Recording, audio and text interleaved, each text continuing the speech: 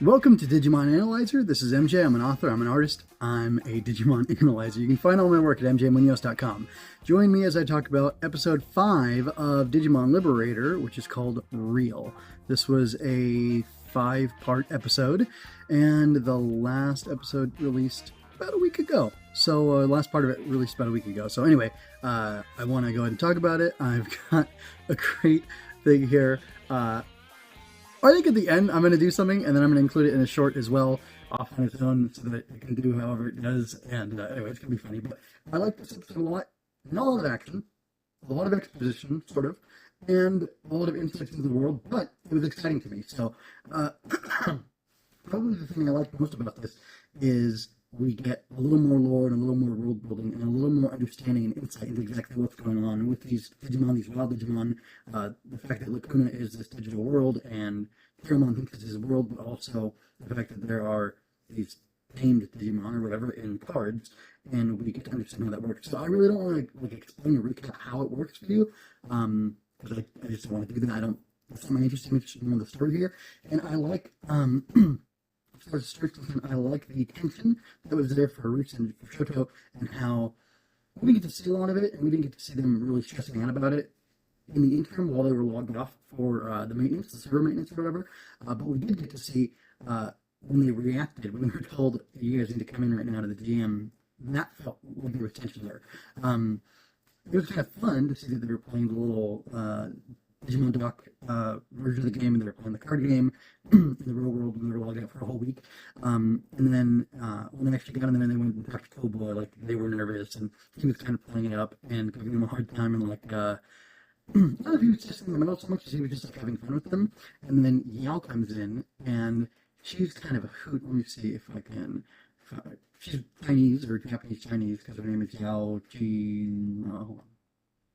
And it wasn't me trying to be funny. It was just I legitimately think that's her name, Yao. By the way, her silhouette looked like Jerry. I knew it wasn't going to be Jerry, but it looked like Jerry. I thought, oh no, we're in the Reaper.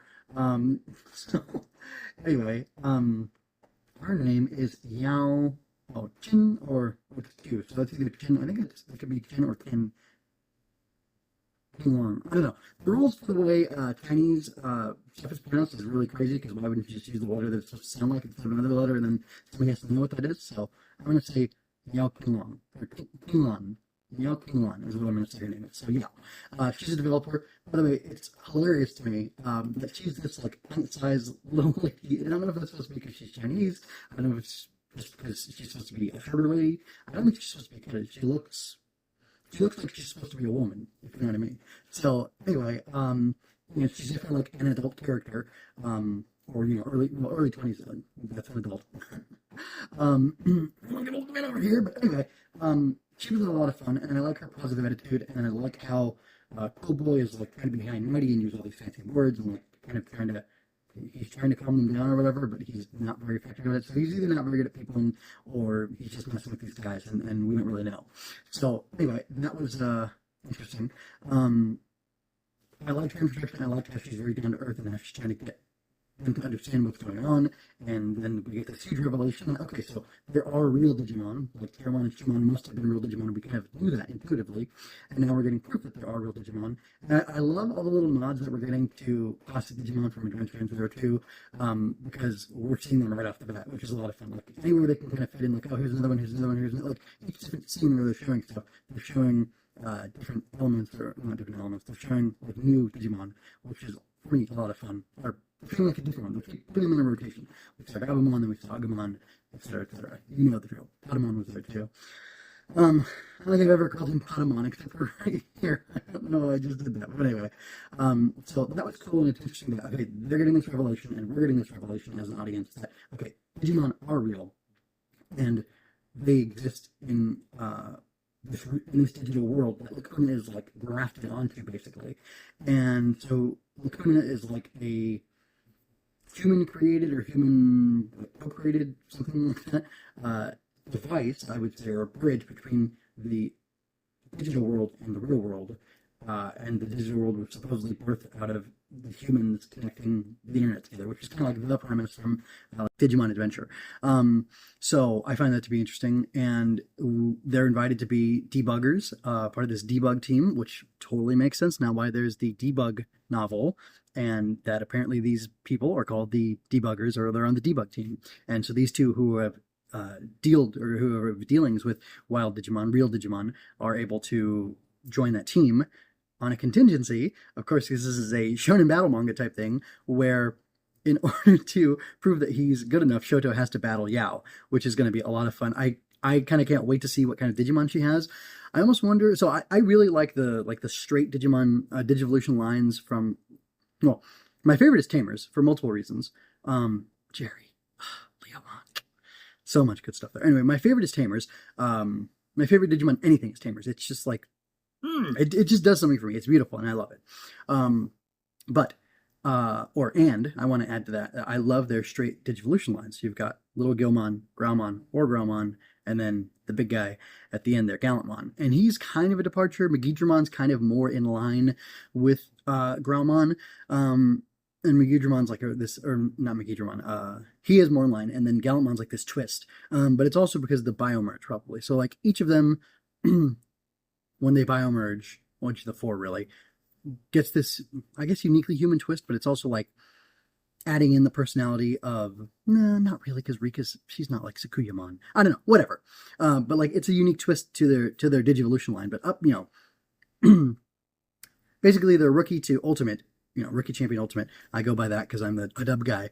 Like that's a very straight line. It's very solid. I love that. I'm wondering if Yao, this is totally relevant. I'm wondering if Yao, because she was talking about like the subspecies of Digimon and like what kind they are and how they were generated. Like she seems to be interested in like why Digimon would be like a dinosaur or like a lizard with fur that turns into a wolf, that kind of thing with Gabumon, right? Like she's interested in like understanding like the taxonomy and like the subspecies and like the roots of it. So I almost wonder, because I know Digimon don't need to have a straight through evolution line. Like you could be Mamimon and then Metal Mamimon and then whatever the other one is, or you could be Mamimon and then turn into a Machine Dramon or a Andromon or something like that, right? I think that kind of progression works. So I wonder if she'll have like a really eclectic type of deck where she has, a Digimon that starts like this and it turns into this, and they're like all very different from each other. And if I would think she'll have a very different play style so that we get the variety. And I'm super curious to see what that is. So like, I'm definitely engaged by that. And I'm excited about this setup that they're going to have to battle it out to see if he's worthy, because Mr. Owen Dreadnought, which I cannot believe that's that guy's name, has said that he is not good enough. Shoto is not good enough to be part of the debug team. And it will cause it'll cause the rest of the debug team, of which I guess he's the 5th or 6th member, to be put in danger. So, also, so this definitely makes me want to read the debug novel, like, so badly. Like, I'm super interested in finding out about these 1, 2, 3, 4 human characters and, like, a robot, I guess, plus Owen, so there's 6 of them total that were involved in debug, and then we get this little shadowy glimpse of 4 Digimon. Elizamon, Owen's special Digimon partner, I guess, is there. Elizamon, Impmon, Fanbimon, and I don't know who this guy with, like, sticks sticking out of his head is, but those are 4 wild Digimon that are going to be, I would assume, featured in the debug novel. And like, I almost wonder if like this is showing a character that hasn't been revealed in debug yet, so it's even kind of a surprise for the people reading debug who got attracted to Liberator. And it's really cool, really interesting that they're doing this back and forth flow.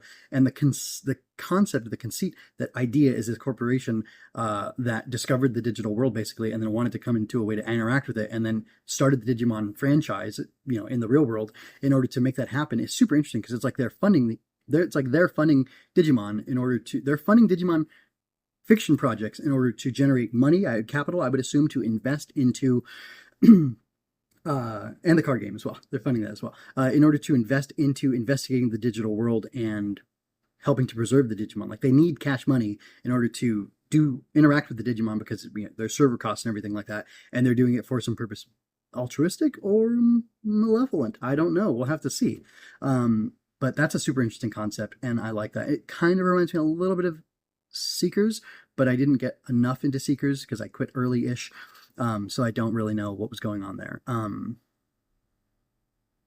But I do know humans were using Digimon in different ways, and I'm curious how this is going to approach it, because I thought it was just going to be the card game. I'm like, oh, how will that work? I don't know. They'll get isekai. That was my assumption, but it sounds like the Digimon might get isekai and come into the real world potentially, and that's definitely a possibility now that we know they're real and they exist, and Lacuna is grafted onto or attached to or is the digital world. So that's really interesting. So I'm really excited about what's going on, what's going forward, and it makes me more invested in the rest of it, and it makes me want to check out the other stuff they have going on. So that's pretty much all I have to say. Okay, so I'm curious to hear your thoughts on this so far. How much are you liking Liberator? Did you read Seekers? If you did, where is Liberator versus Seekers for you? And is like, what's the key difference between them that makes one better than the other? So if you like Seekers a lot better than Liberator, tell me why. If you like Liberator a lot better than Seekers, I'd love to know why, because I'm really curious as to see what people are thinking who have read both or read both. I'll just put it that way. That's pretty much it. So this is going to be published on the YouTube channel of Henshin Inspection, along with my Japanese tokusatsu type stuff, talking about Ultraman, talking about Kamen Rider. I checked out the latest Kamen Rider Gav episode 1 recently. I'm currently following Ultraman Arc, and I'm sticking with that for sure because it has the official, Subaraya endorsed release, whereas the Gav is not so much. So if I want to talk about Kamen Rider, I might only talk about the official stuff, but we'll see. If I get like a huge response on Gav and I enjoy it, I think I'll keep covering that, but we'll see what happens with that. There's the Digimon, there's 4 or 5 Digimon manga projects. One is a spinoff of Seekers, and then 4 are new projects entirely on their own. And when in between, when I'm like have a lull, I will be either jumping to those Digimon things. So like next week, there will be a Digimon analyzer as long as there's breath in my body and everything works out well. And it will be on one of those manga issues, or it'll be starting Seekers. I think because the manga isn't going to come out again until like November, which isn't that far away now, really. I will probably spend the month or so that it takes to get out the next episode of Seekers, covering those, or Liberator, getting out those other manga stories. I'll read those and I'll talk about them, and then eventually I'll be getting into the debug novel, and we'll see how it goes. I'll probably go back and forth between them as time allows, and as there's availability of the content for me to read and review and whatnot. So anyway, that's what I have going for now. Please like, share, and comment on this. I want to help grow this channel. I want it to be huge. I want it to be massive. I really love stories and talking about stories, and I think stories are very important, and I particularly enjoy a lot of stuff that we see in Digimon.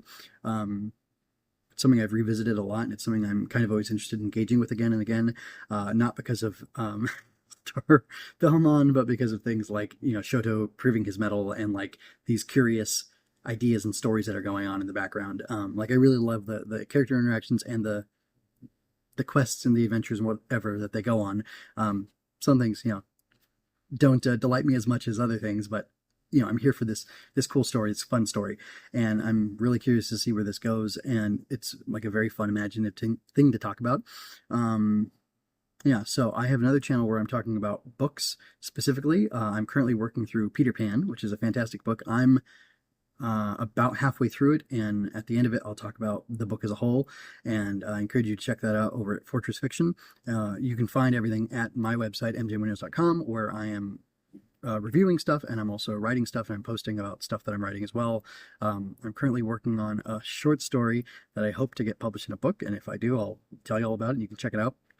And then besides that, I have a novel, a middle grade novel that I'm working on that has magical bugs battling monsters. It's very Digimon-like in some ways, except in this one, it's like seeing Digimon in the digital world, learning how to battle and it's not like an academy type thing, but it's showing their life, and there's like 2 main characters who you get to see an arc for in that book. And if people like that, I have a whole series planned for that, and I also have like a sister series of that where it's more of a kid who has one of these magical bugs that he works with to stop monsters, and they actually get isekai into a video game in their first story together, which is pretty fun. So you can see there's Digimon-like things in the stuff that I'm writing, and I also have like cool character interactions that I want to explore and talk about. So you can check out my progress on that over at my website. I'll be releasing updates, and I'll release them here as well in a little mention at the end. So without further ado, I'm going to go ahead and get out of here. Be well, take care, be brave, and keep growing. Seto Kaiba and Owen Dreadnought have the same energy here, don't they? Hey, that sounds just like him. Yugi lost! Yugi gave his Duel Monsters Championship crown to some nobody? No one deserves that title but me! Hold on. I don't want to hear another word! You're a disgrace to the game, Yugi! Of course, you will be paid. Do we have a deal? We have a deal. Not so fast! You? They are just amateurs! What? Shoto? Yes? It's Owen Dreadnought in the flesh! There's no need to let these two drag you down. Enough, Elizamon. There's no point in getting involved with them. I hope you enjoyed that. Subscribe to keep up with me. Like and share to help me reach more people like you. And go to mjmunoz.com to find your next favorite thing. And don't forget to let your voice be heard. Stories are always better when you're part of the conversation. Until next time, be well. This is MJ signing out. This has been a Story Over Everything production.